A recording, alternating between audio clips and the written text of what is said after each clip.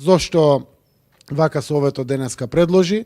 Заради тоа што менеджментот на кризата, причините заради бројките или слично, насочуваат кон потребата од менеджирање на капацитетите физички во болниците и човечки преку медицинскиот персонал, кој што досега покрај во јавното здравство ќе може да се располага и со приватното здравство, се со конечна цел да имаме доволно и човечки капацитети на располагање, но и физички капацитети од аспект на легла, доволно болници или слично.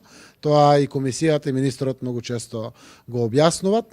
Уште еднаш потврдувам дека капацитети слободни во државата има, дополнително се ослободуваат 80 капацитети, колку што сум информиран. Сето тоа треба да влијае психолошки на граѓаните, дека државата е навистина подготвена со се.